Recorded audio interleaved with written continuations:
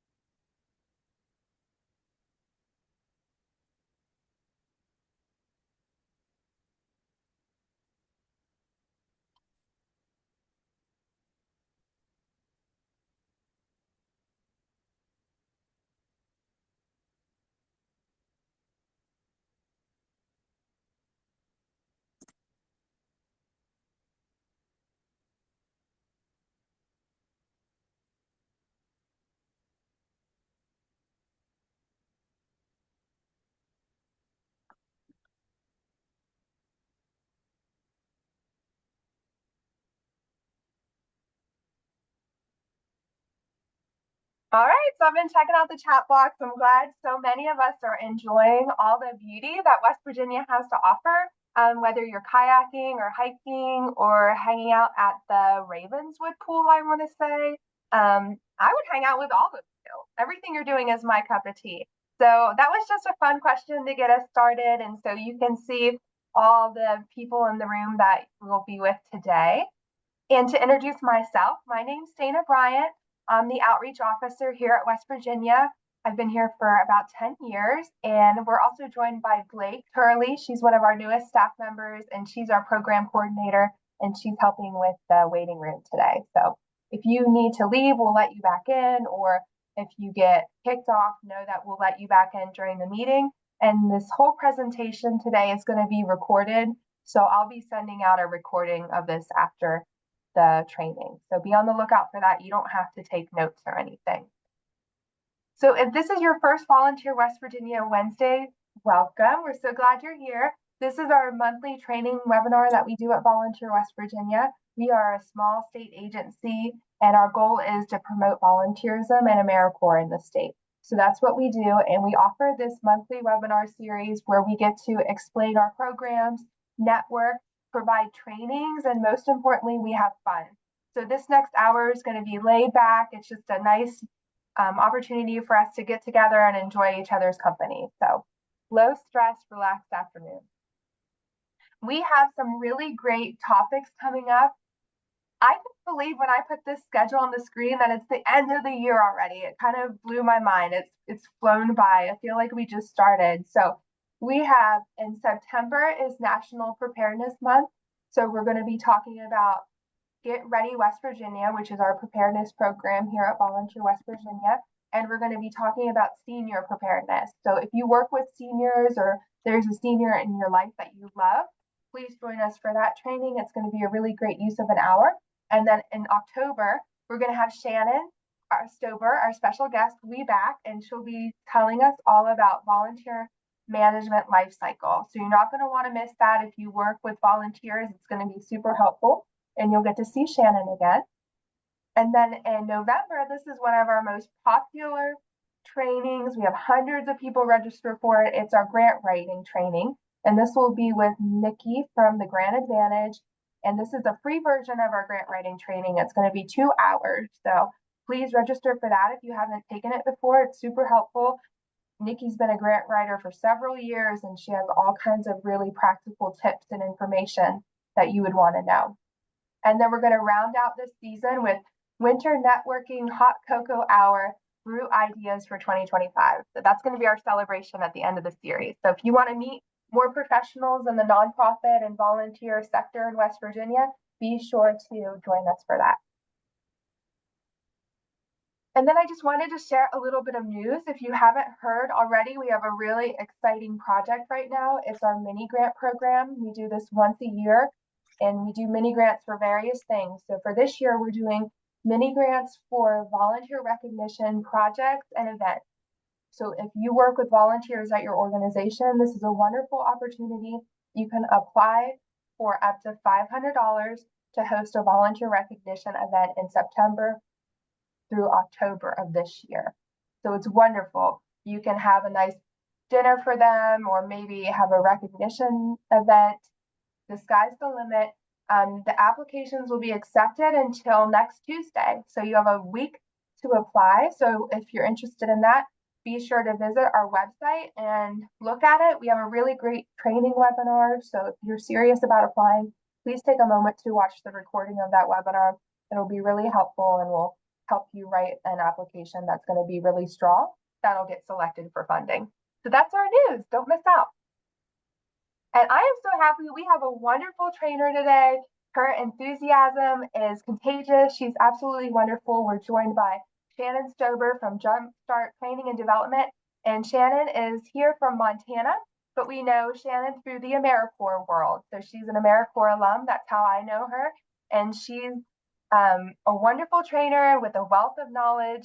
She's received Bozeman's Top 20 Under 40 Award, and for Southwest Montana's Top Young Business Professional. Congratulations, Shannon. And she has all kinds of other wonderful accomplishments on our website. So welcome, Shannon. Thanks for joining us. Thank you. Yeah, Dana, it's a pleasure to be here. Good afternoon, West Virginia. It's like weird to feel good vibes in a Zoom room 5 minutes in, but I'm picking up good vibes from all of you. So thanks for taking the time over your lunch hour to hang out with us, or while you're driving. Just be safe if you're out there on the road. We want you to take good care of yourselves.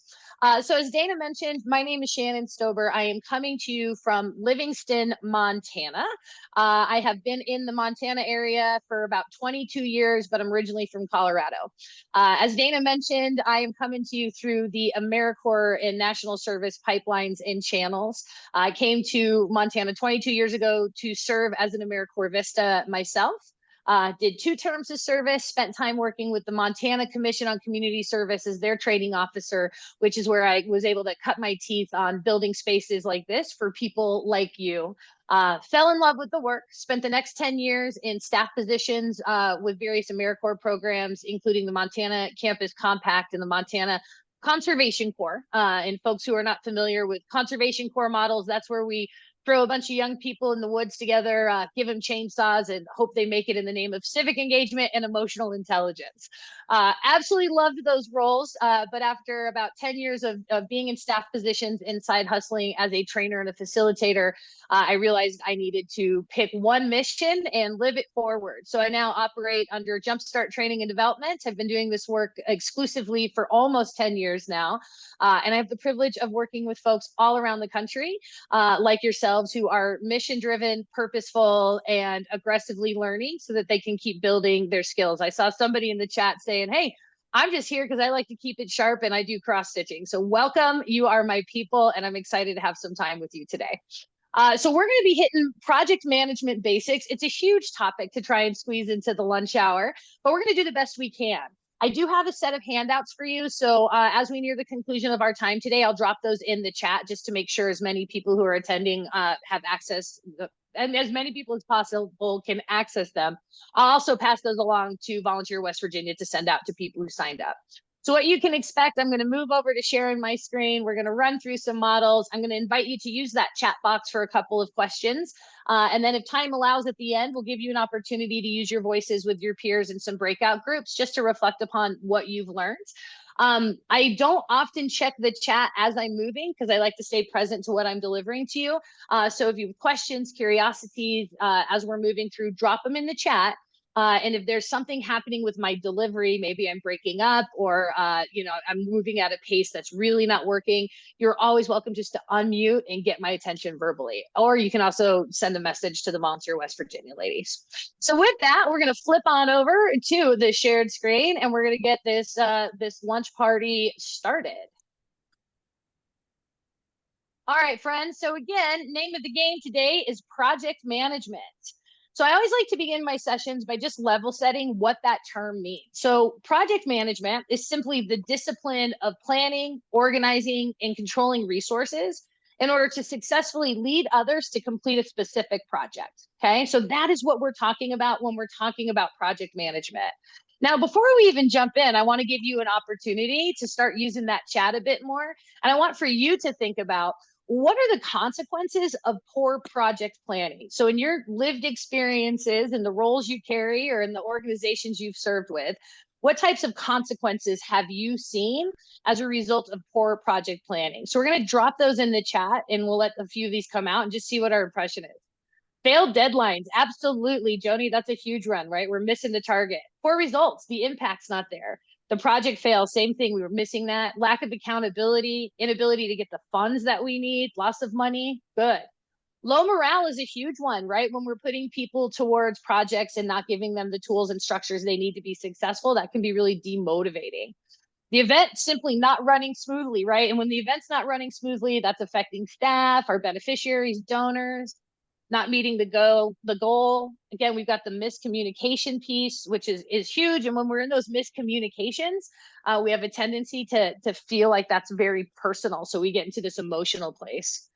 Future event dread. Sharon, I'm not exactly sure, but I like the term. So I think I understand what you mean, but I love it. Tensions among staff, partner disconnection, right? When we're not doing project planning well, we start to disconnect with our partners, and that can create frayed relationships, right? That can result in dissolved relationships, poor reputation, redundant work. Yeah, so we're overlapping services. So if I'm not doing the work of investigation ahead of time, now we're duplicating services. There's some really good ones in here, but we all get the idea. Project management and project planning, when we don't do this well, has a variety of negative outcomes, right? So we're not actually creating the impact that we want to create. We're all mission driven. So we're missing those things. We're creating maybe some discomfort, miscommunication, frayed relationships among staff. Sometimes that can have these external impacts where the community is losing trust in us, our partners are losing trust, we're experiencing reputational damage. So project management and project planning really is an important component of any work that we're doing with the community, but as is often the case, not something we're directly trained on.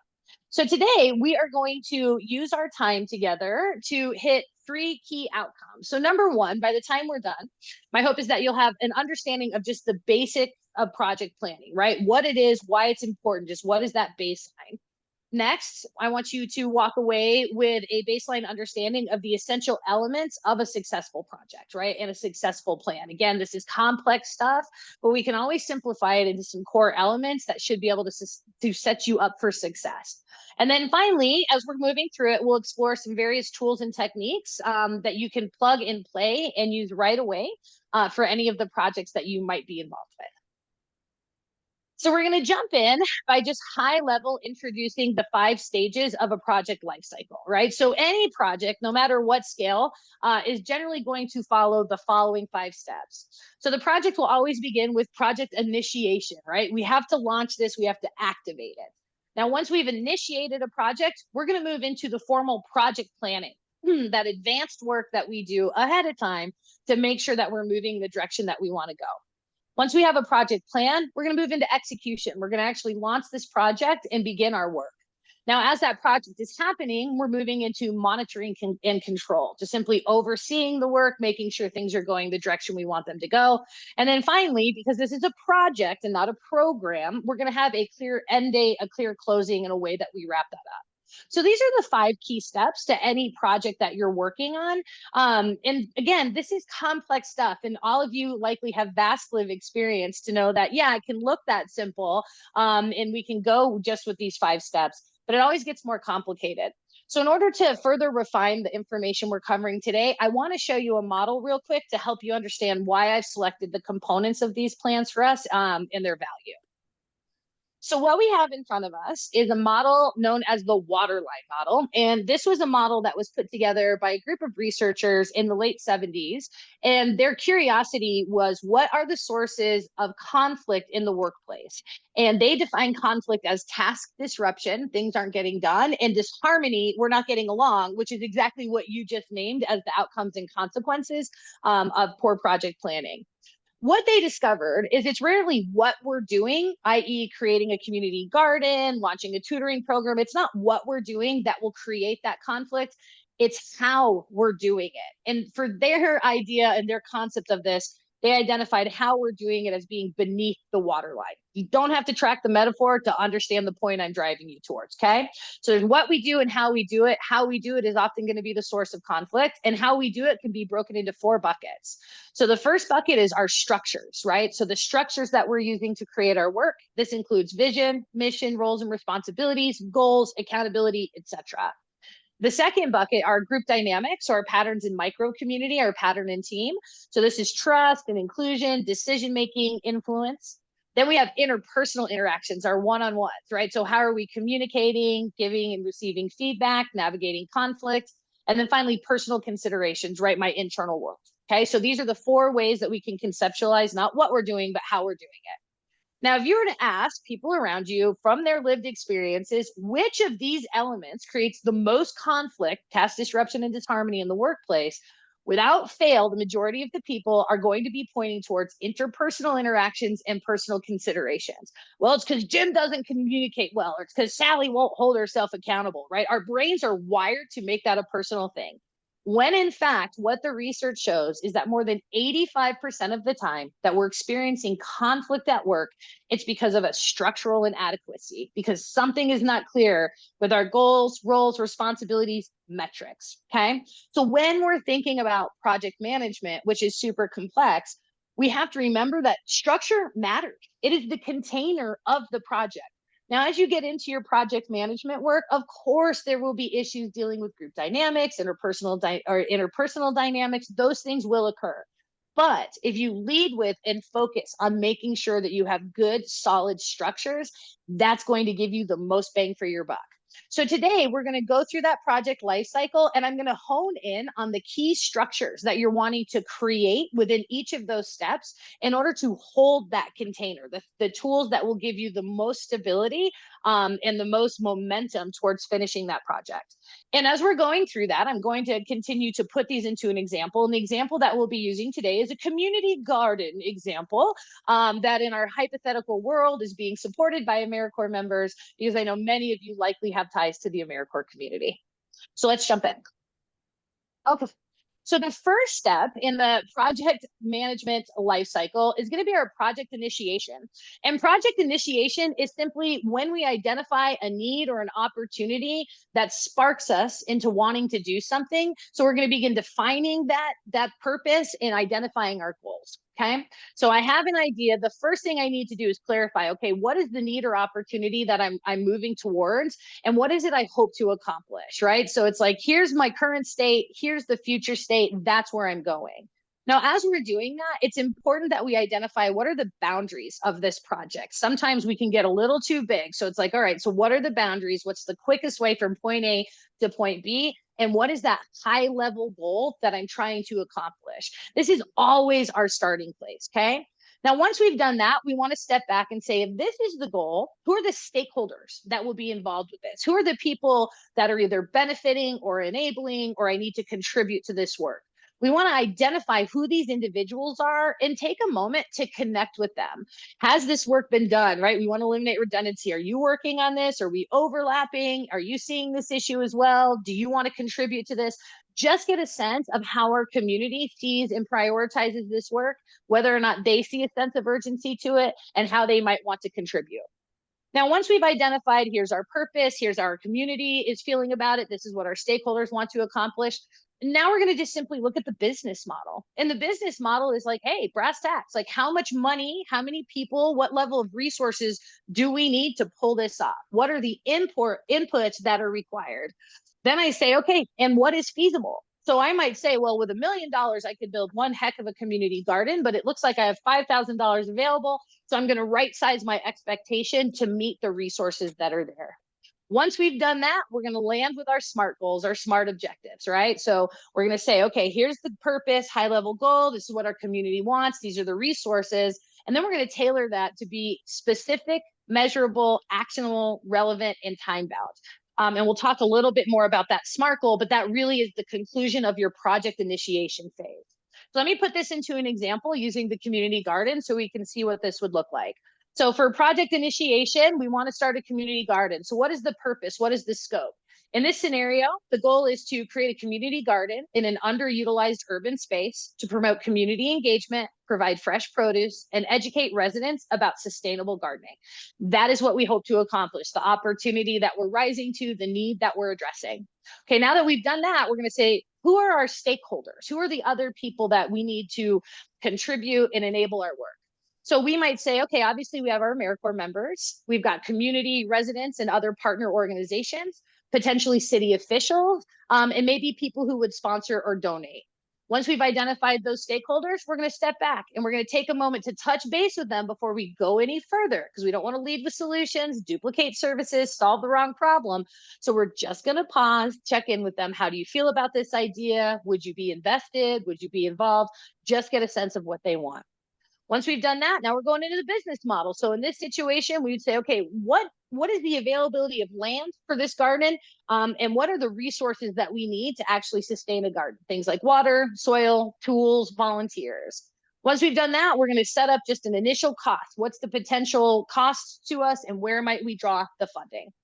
The final piece then is to step back and look at all of that and create our SMART objectives. So in this example, we might say we want to engage 50 members in the planning and gathering activities. We want to develop and maintain 20 garden plots, and we want to provide 10 educational workshops on gardening and nutrition. The key structure for initiation is going to be those SMART objectives. This is the key structure. This should be the output of this activity, is you moving forward with clear objectives that are specific, measurable, obtainable, relevant, and timely. Okay.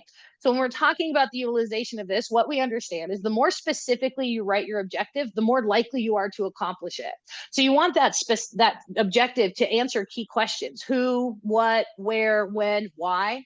Then we want to make sure there's something measurable about it, something that we can observe, something that we can count, that we can use to better understand if we're moving in the direction we've intended to, if we're using the resources we wanted to.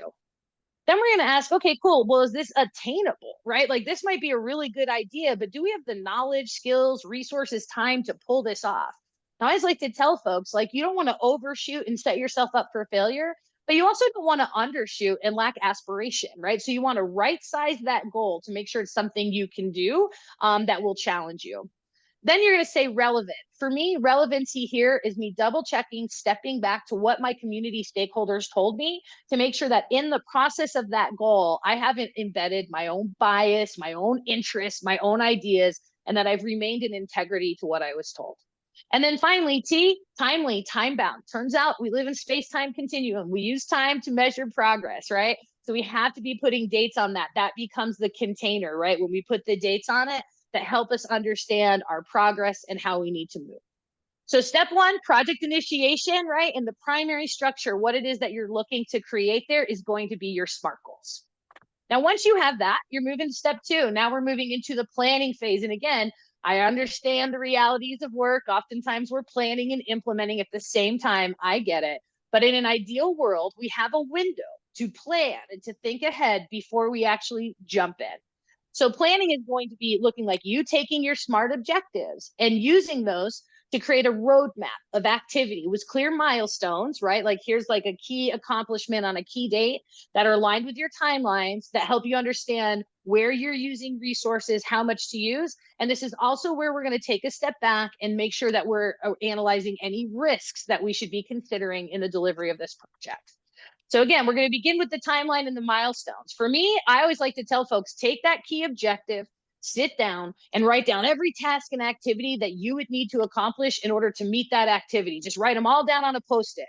Then step back and actually put them in order, right? Like which of these needs to come first, which of these things need to be happening concurrently at the same time. So put them together, put them in order, take that date when you want that project done and build your timelines backwards, right? So all the tasks, put them in sequence, put that end date towards the end of that list, build your timeline backwards. Once you've done that, step back and say, okay, what are the budgets and resources? Before we had a cost estimate, now we're saying, okay, I'm going to need $5,000 on the front end. I'm going to need $2,000 while we're implementing. I need to make sure we have $1,000 at the end. So you're getting into some more micro detail with that budget, whereas in the first step, you really just kind of had a broad estimate. The next piece, and this gets overlooked frequently, and we don't have time to go super in depth, is to just do a quick risk assessment of the activities, right? So it's looking at, here's the project, here's how I see it's going. What of these activities could result in some kind of a hazard, either an injury to somebody, loss of money, loss of reputation. And essentially you're asking yourself, okay, so if this is a risk, what's the likelihood that it would happen? And what's the consequence if it does, right? And all we're doing is saying, what can I eliminate? Where am I exposing myself to too much of a risk, i.e. putting a chainsaw in the hand of a community gardener who doesn't know how to use it, right? And how can I make sure I'm building policies and provisions to support it? Again, risk management is its own topic, but from a project planning perspective, this is where that would come into play. And then finally, because you're all working on community projects, this is where you would want to draft some kind of a communication plan. We don't want to be reactive when we're communicating our needs and our successes to the community. So we want to think in advance of how are we communicating with stakeholders, when and why, who's responsible for that, what's the frequency. So again, being proactive, centering the community in our work versus sitting back and only reaching out when we're in a reactive place. So bringing it back to our example with the community gardens, right? So for this group, they maybe came together with their timelines and milestones and said, okay, month one, we're going to have our site and our resources secured. Month two, we're going to have soil preparation and lay out our plots. Month three, we're going to begin planting and start delivering our workshops. Month six, that's mid-season evaluation and where we're offering additional workshops. You get the idea, just putting it on a timeline with those key milestones. Then they're going to step back and say, okay, now that I have those milestones, how can I get more granular with my budget and resources? So maybe we have to set this aside up front for our tools. Maybe we need to be thinking long-term about inputs of volunteer time, donated materials, grant funding. This is where we would do that risk assessment again. So in this example, perhaps an identified risk would be lack of community participation, right? So if you're building this for the community and they need to be there, that would be a risk with a significant consequence. Maybe you're also saying because we're outdoors and we're going to be working in the summer, we have to be mindful of adverse weather conditions. These are things that we should have a plan in place for. So maybe they're coming up with mitigation strategies about incentivizing community participation and thinking about how we're doing outreach to keep them involved, and then thinking about scheduling flexibility and notifications for bad weather to make sure folks are on the same page. And then finally, that communication plan, right? So what are the updates? What's the avenue that we're going to use to get there? Who's getting what information at what time and why? Okay. So that's the types of things that should be included in your planning. For me, coming back to the waterline and recognizing that like structure really is that core element, key structures for me are going to be that clear timeline and that budget. Those are major mechanisms that you need. Those are the levers that you're going to use to sort of monitor and control and establish whether or not you're successful, whether or not you're moving in the direction you want to go. So again, step one, we've got those objectives. That's usually going to help us understand what our outputs and our outcomes are.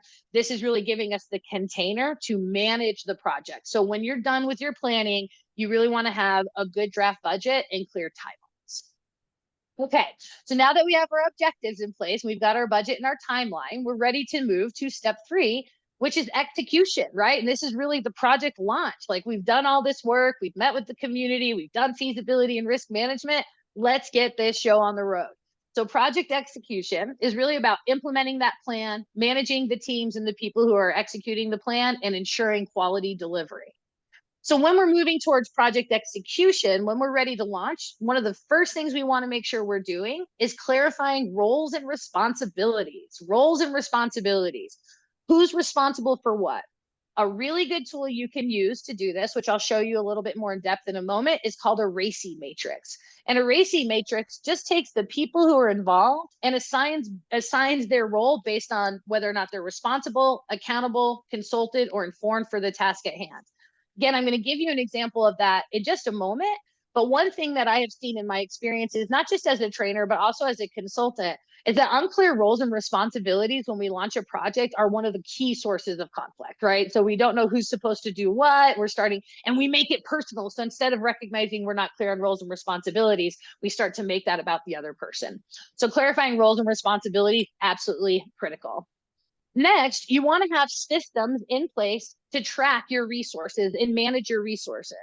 So it's one thing to say, here's our budget, but we need a tool that we can all have access to that's showing us how much have we used, how much do we have left, how close are we to what we expected, right? How far are we from that? What have we rolling over? What did we have an unexpected cost? So you need to track those things real time. As you all know, we can have a great budget and a great timeline, but then when we get into the actual implementation, things change. So just make sure you have enough information, the container to hold it, and a system to help you understand, see, and forecast with the changes that are coming about. And then finally, you need to have some tools in place to ensure quality management, right? So these are the touch points to begin looking at your outcomes of, are we meeting our intended purpose? Are we moving towards our high level objectives and goals? You don't want to ask that question at the end of the project only to find out it wasn't working. So a lot of times I see folks just kind of ask like, well, were we successful at the end when they're evaluating? When we really should be asking that all along so that we can course correct and iterate and be innovative in the moment if we need to be. So we'll go back to our example with our AmeriCorps members working on their community garden. So this might be for roles and responsibilities, and I'm going to break this down further in a moment. But maybe you're like, okay, so we have a project manager, is that staff member who's overseeing the entire project plan, right? That's launching it, that sort of has that ultimate responsibility. We have a project lead, which is the AmeriCorps member who's really coordinating the initiative. This is their primary project. We have an outreach coordinator, another AmeriCorps member whose focus is really on community engagement, making sure the buy-in is there, the incentives are there, communication's happening. And then finally, we have garden specialists. So these are our community volunteers with expertise, our master gardeners that are coming in to help us with the content area that likely we don't have that expertise in. For resource allocation and management, this is, again, we've got our budget. We have budgets for each of those activities. We have a garden budget, outreach, volunteer budget, keeping those somewhat separately to make sure that nobody's being overlooked, as well as those systems and tools for tracking the supplies, coordinating materials to make sure those are being used efficiently and that nothing's being lost.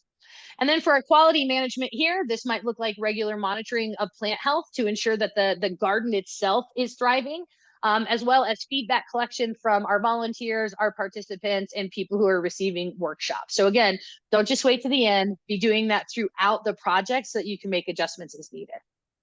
So for me, when I'm thinking about launching and beginning my project execution, the big tool for me is going to be this RACI matrix. Now, this is a new term for folks. You throw it into your Google machine. There's templates galore.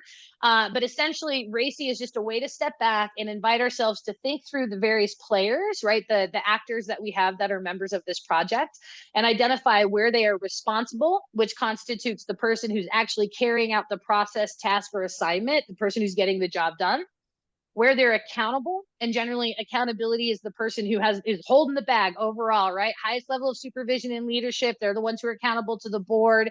Maybe they're accountable to the funder. They need to make sure that everybody who is responsible is continuing to move. Consulted says, hey, this isn't your responsibility, nor are you accountable for it, but you have information I need. And so I'm going to consult you before I make a decision to make sure that we're communicating. And then informed is, and here's piece of information that may or not impact your work, but I want to keep you aware of. So in our community garden example, that program manager, that is the staff person who's overseeing this, that would be the person who is accountable, right? They are accountable. So they need to make sure that the people who are responsible are getting it done, the people who need to be consulted are being consulted, and the people who are being informed are being informed. Does not mean they are the ones doing it. It means they are the ones accountable for ensuring that it's getting done. For our project lead, our AmeriCorps member in the garden, they're responsible for the overall garden health. right? So for the overall system of the garden, the security of the garden, tracking the resources and tools, they might be consulted on issues of volunteer recruitment. So that's not something they're doing directly, but they likely have information that would be helpful for volunteers to know. And they may be informed on budget issues, right? Of like, hey, we had a little extra carryover, so you've got this added, or we need to tighten it up. So they're not responsible or accountable for that. They're not even consulted on that, but they do need to be kept informed.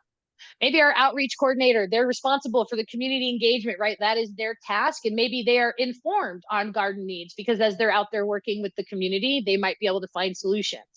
And then finally, our volunteers, these are the folks who would be responsible for the day-to-day tasks, right? Like the actual plant themselves. That is their responsibility.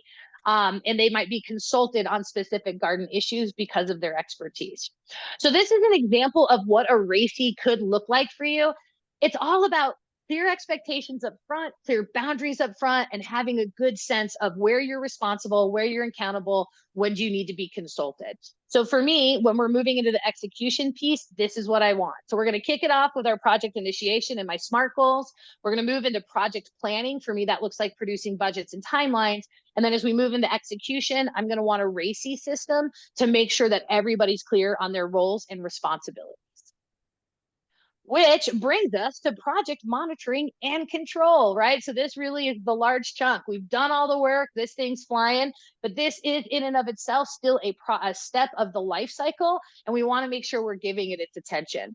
So when we're in project monitoring and control, this is really where we're simply tracking progress, right? Like we've got how are we with the budget, with the timeline, with our outcomes? We're managing changes, recognizing, again, things will change, circumstances change. So we're taking new information in, bringing it alongside our plan, making sure that we're creating the right adaptations, and really just overall making sure things stay on track. That's somebody here. We can mute real quick. Thanks, West Virginia. So we got our performance monitoring, change management, and again, coming back to the risk management, this is where we're going to do risk monitoring. So making sure that the mitigation strategies are in place, that protocols are being filed, and always looking for any new risk that might be emerging to make sure we're addressing it. So with our community garden, right, for performance tracking, this is kind of looks like that day-to-day, the paperwork, the bureaucracy of tracking. So how many numbers do we have, plot usage, hours that are coming from volunteers, number of volunteers, monitoring our budget, spending, you know, and monitoring that against projections. This is the stuff that we all tend to be more familiar with. Change management means that we are deliberately coming up to a 30,000 foot view periodically and saying, okay, like, seasons are changing. We're getting feedback from the community. Are we thinking out ahead? Are we in front of this information? This also looks like making those budget adjustments. So sometimes making hard calls based on new needs or information that's being learned. And again, risk monitoring. So how's the weather? Do we have a season coming up we need to be mindful of? Checking with volunteers to make sure that they feel comfortable saying when things aren't safe. You get the idea. For me, the key structure here is going to be the utilization of project work plans and check-ins, right? So this is the key to monitoring our projects, is looking at, okay, I have in this situation, my project lead who is overseeing the garden and my outreach coordinator who is working with the community. My hope and expectation would be that based upon all of our planning, our high level goals, our timeline, our milestones, our budget work, that individual can provide me a weekly or bi-weekly document that shows me what they're working on, right? So here is like what's consuming my time. Here are my key tasks and milestones for this 2-week period, right? Having that written and stored in something you can access and they can access is so incredibly helpful, right? So having something that is written and regularly updated that is tying back to that project plan is so important. And then not just having that tool, but actually prioritizing checking in with people regularly, again, weekly, bi-weekly, to discuss where you are with the plan, make sure everything's being communicated and that you're on the same page. Now, I do a lot of training for supervisors and managers. And when I talk about checking in, people are like, oh, who has that time, right? You have the time. Like, you have to have the time. If you don't make the time to check in with folks, you will pay the price later. There will be something going awry that you didn't know about until weeks after you needed to know about it. When we're using work plans, check-ins are easy, right? It's just, let's look at the work plan. Okay, how was last week? Was there anything that carried over? Anything you ran into a problem with? What are your goals for this week? What do you need from me in order to get that goal done? Do you need something from the rest of the organization? Maybe there's too much happening. Let me support prioritizing that. You get the idea. This isn't how's your mom and whatever happened with that dog you were thinking about adopting. Like, that's not a check-in. That's connecting. Check-ins are, here's the work plan. How are we moving the project forward? Okay. So for me, when I'm in this process of monitoring, I am prioritizing updated written work plans that tie back to the project plan, and then making sure that I am regularly checking in, especially as somebody who sits in the seat of accountability, right, or responsibility, to ensure that things are getting done. Okay. So we've got our SMART goal, objective, specific, measurable, time bound. We've used that to create our timeline and our budget. Before we launched, we took the time to build the structure of the RACI to identify who's responsible, accountable, contributing, and informed. And now that we're in that project phase, we're using all of those things together by way of a written, visible work plan that we all have contact with, and regular check-ins that are based on that work plan to make sure that we're moving in the right direction. Which brings us to the final step, project closure, right? We're wrapping it up. So project closure is exactly that. We're completing it. We're reviewing our successes and lessons learned, closing out, pulling data. So project closure, right? This looks like we're completing our project deliverables, obtaining stakeholder approval and feedback, final documentation. So here are outcomes, lessons learned. Here's what we're reporting to our funders, right? Here's what we're reporting to our board. And then finally, project evaluation, right? And that evaluation might look like, how did the community respond? What did the garden produce, etc. So in our community garden example, project closure. So we're going to finalize the season with a harvest event and celebration, right? Actually having some ritual and doing closing activities for these things is incredibly important.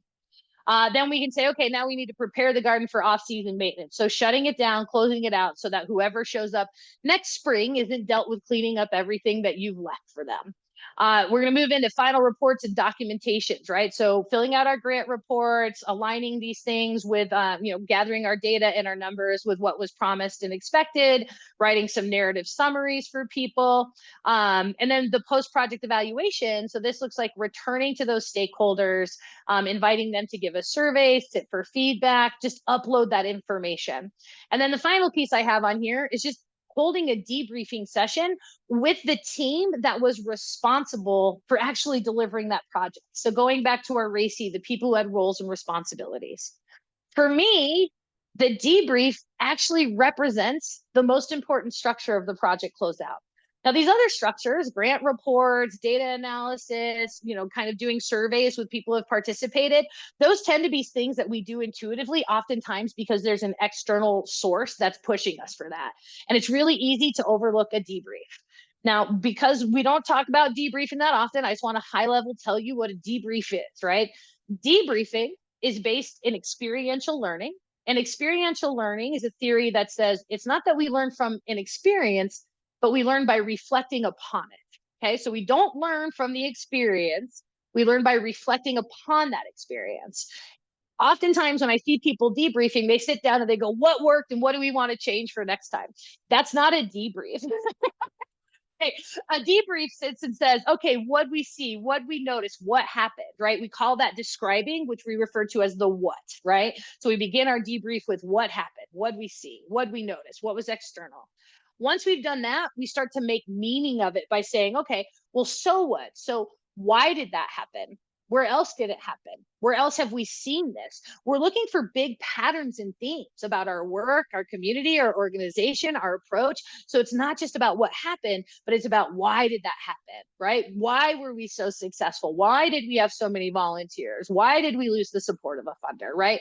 So really getting into the why of that. And once you've done that, then you're teasing out key applications. Okay, so here's what happened. Here's why that matters, what we've learned. What do we want to do differently next time? So again, this model is called what, so what, now what? It's a key, easy debriefing model. I'll have it in your handouts for you, but this is another one that you can Google pretty easily. So for me, when I'm closing out a project, a key structure is going to be actually holding that debrief so that I can truly hear from the people who implemented the project, from the people who benefited and enabled the project, what worked.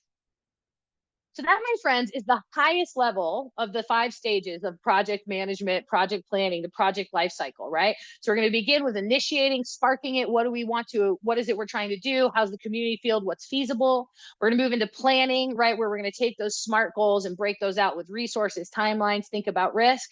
We're going to launch into execution by being super mindful of what are the systems we're using? Are we clear on roles and responsibilities?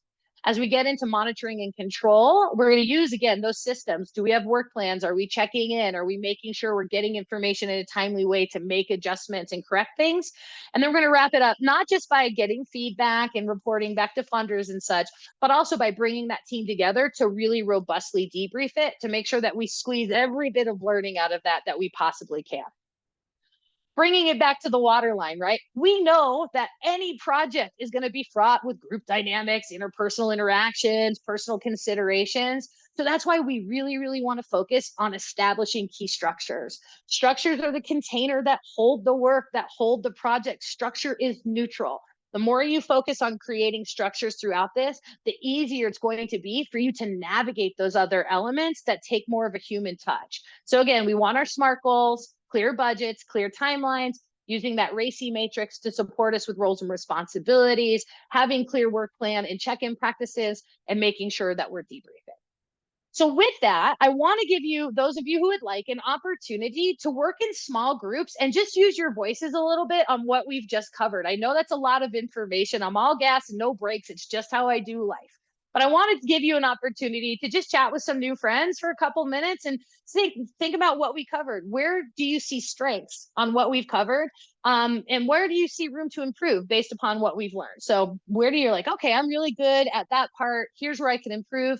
And then what's one thing that you've learned today that you'll incorporate moving forward? So I see Dana getting ready. Dana, when you're ready, we can throw them into breakout groups. I know sometimes folks like to have those questions, but it's really straightforward. What are your strengths? What have you learned today, and how might you use it moving forward? So Dana, when you're ready, we'll throw those invitations out. We'll give folks about 7 minutes in there to chat, and then we'll come back, see what we have, share out. Happy to answer questions. I'll check the chat, and then we'll wrap up. So we'll see you all in just a few minutes.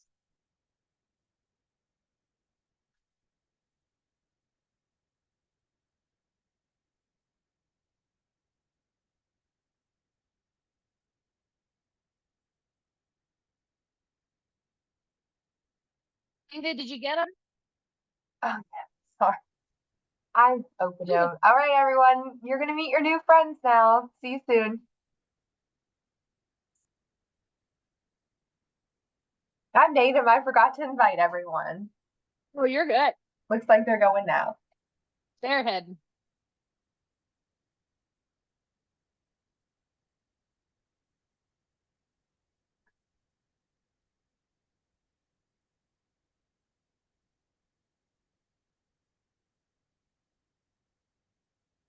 Perfect.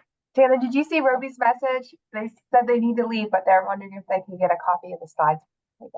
Absolutely. Well, and what I'll do is the handouts are like exactly the slides, just condensed. So I think I sent those to you, but I will send them again, and then I'll drop them in the chat when folks come out of the breakout. And then if there's anything, it should be like a direct, exact replication of what was on the slides.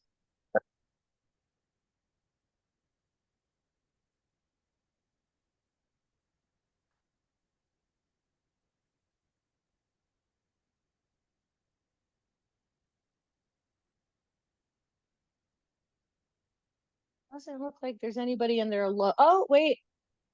I'm going to move somebody because they're alone. Do you see that? I just saw that. Or is it the 1, 3, or 4 number? Yeah. Yep. And I just moved them to group 1. They're all alone. Well, it's easy. You just send them a new invite. I'm just gonna.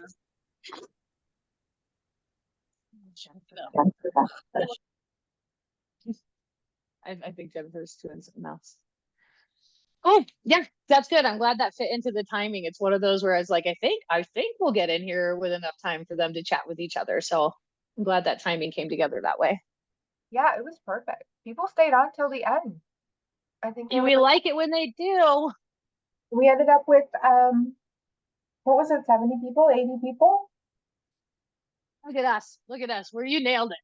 I was like 80 or like 60, 70. I did it. We met right in the middle. I love it.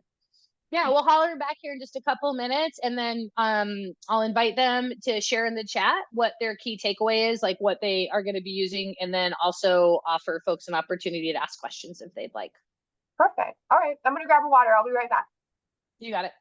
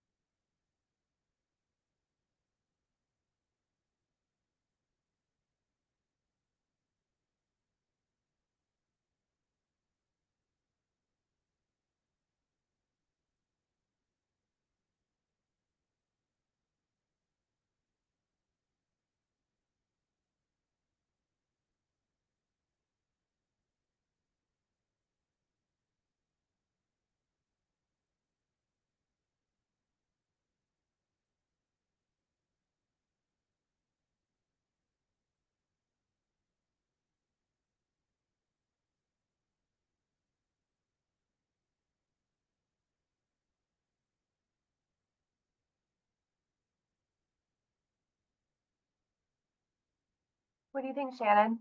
How much more time? More minutes? You got it. Hello.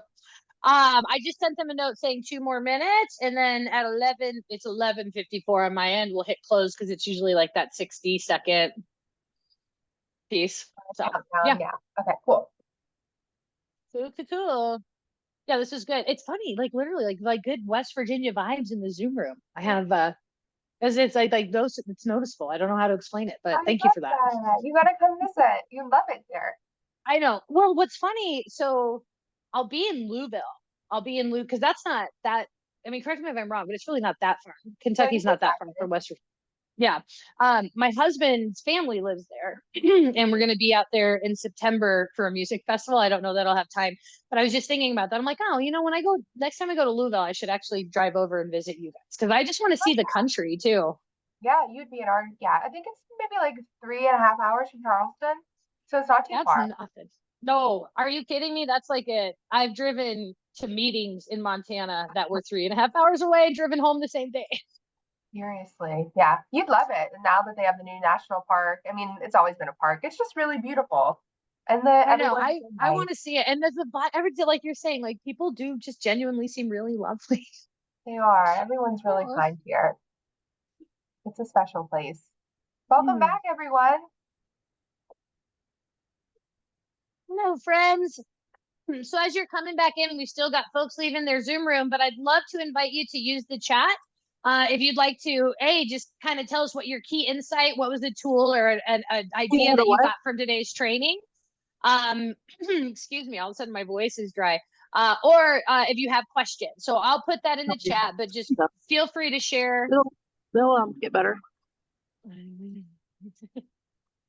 As we're coming back, my friends, and I'll put it in the chat for you, but feel free to share your key insights along with any questions that you have. So we'll take a couple of minutes just to see what came forward for folks today and see if there's any questions I can answer for you. And we will wrap up our lunch hour. And while we're doing that, while you guys are dropping questions and insights, I am also going to put a copy of the handouts into the chat. So if you would like access to those, they'll be there. I will also share those with the folks that have hosted this for us. And so you can get a copy from them. So handouts are in the chat. There's a template. So there's the RACI model, the graphic that I used for you is in those handouts, Sharon. But truly, I encourage you, Google RACI because there's a variety of different ones. But you can find some of them are in Excel, some are in Word. Sometimes there are things that we can do on like cloud platforms. So Sharon, if you want to, I'll drop my email in here too.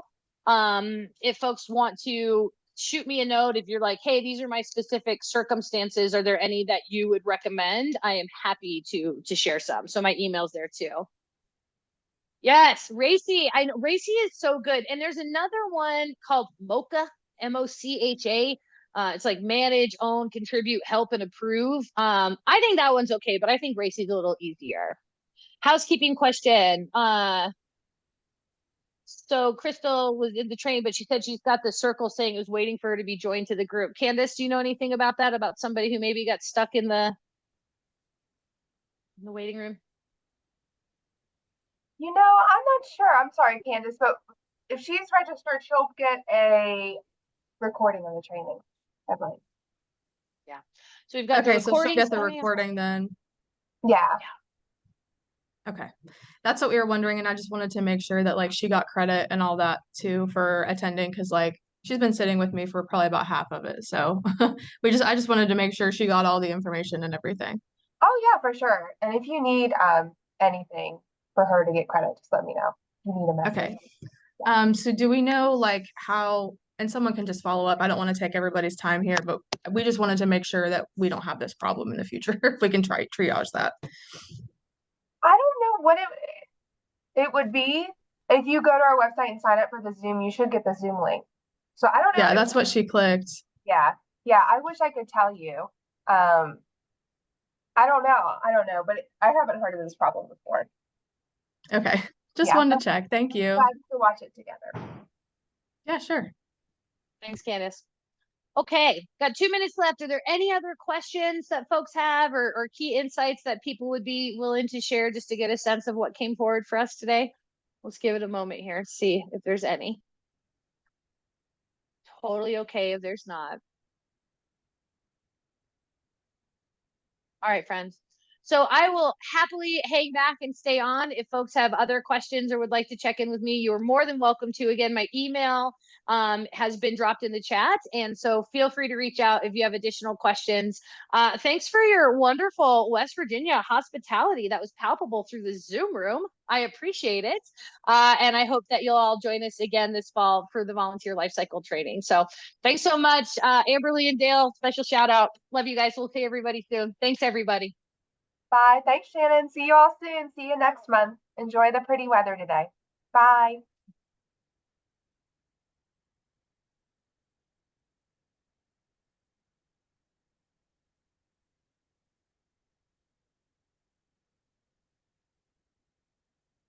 All right. I think that was awesome. I'm going to close the meeting.